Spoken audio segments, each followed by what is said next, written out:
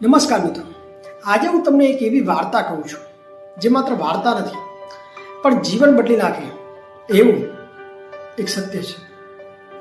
એક સિંહણ જંગલમાંથી પસાર થઈ રહી હતી. રસ્તામાં ઘેટાનું ટોળું જઈ રહ્યું હતું.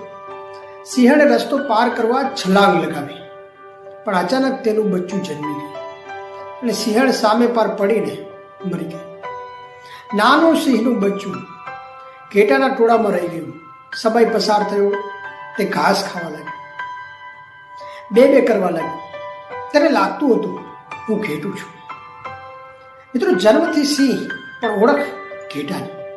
એક દિવસ એક મોટો સિંહ ત્યાંથી પસાર થયો. તેને આ દ્રશ્ય જોયું અને તેને નવાઈ લાગી. સિંહ અને ઘેટા જેવી બેકાર બૂમો.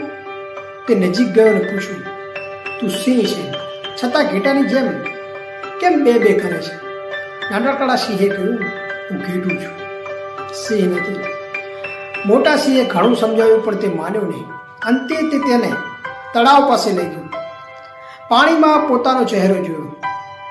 નાના સિંહે જ્યારે પોતાનો પડછાયો જોયો ત્યારે તેને સમજાયું, હું ઘેટું નથી, હું સિંહ છું. અને મિત્રો, તે દિવસે પ્રથમવાર એ નાનકડા સિંહે ગર્જના કરી. તે નીડર બન્યો અને જંગલનો રાજા બની ગયો.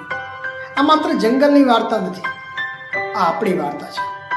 આ વાર્તા દ્વારા સ્વામી વિવેકાનંદ મનુષ્યની આંતરિક શક્તિ જાગૃત કરવાનો સંદેશ આપે છે. વિવેકાનંદ કહે છે કે તમે ઈશ્વરના સંતાન છો, અક્ષય સુખના અધિકારી છો, પવિત્ર અને પૂર્ણ આત્માઓ છો.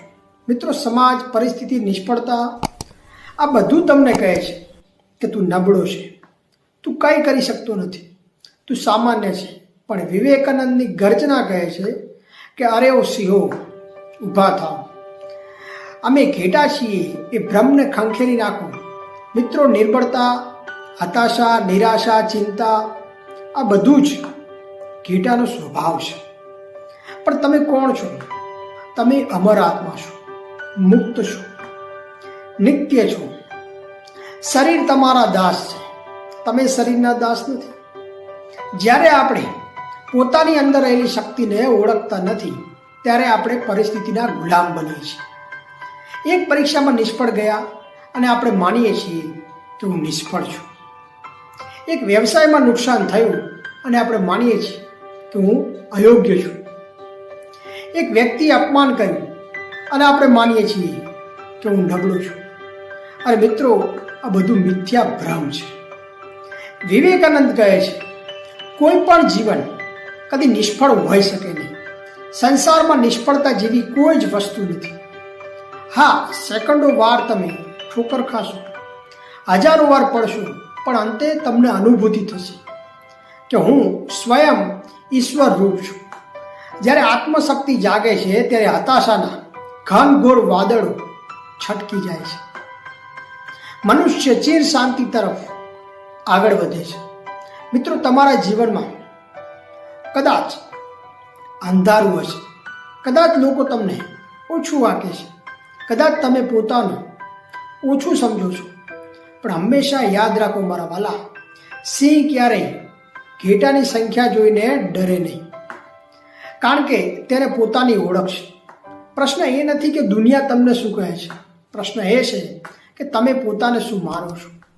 જો તમે પોતાને ઘેટું માનો તો આખી જિંદગી બે કરશો, પણ જો તમે પોતાને સિંહ માનો તો દુનિયા તમારી ગર્જના સાંભળશે. આજે આ વિડીયો જોતા દરેક વ્યક્તિને કહેવા માંગુ છું કે તમે નબળા નથી, તમે સામાન્ય નથી, તમે પાપી નથી. મનુષ્યને પાપી કહેવો એ જ પાપ છે. તમારી અંદર અનંત શક્તિઓ રહેલી છે, ફક્ત તેને ઓળખવાની જરૂર છે. આજે જ તમારા જીવનના તળાવ પાસે જાઓ અને પોતાના પડછાયાને જુઓ. તમારી અંદર છુપાયેલા સિંહને ઓળખો. તમારા ડર, ભ્રમ અને નિરાશાને ખંખેરી નાખો અને પછી એક જોરદાર ગર્જના કરો કે હું નબળો નથી, હું નિષ્ફળ નથી, હું અનંત શક્તિનો સ્વામી છું. મિત્રો, જ્યારે તમે આત્મવિશ્વાસથી ઊભા રહેશો ત્યારે દુનિયા તમને રોકી નહીં શકે. તમારું સાચું સ્વરૂપ ઓળખો, તમારી શક્તિ જાગૃત કરો અને જીવનને મહાન બનાવો. ધન્યવાદ.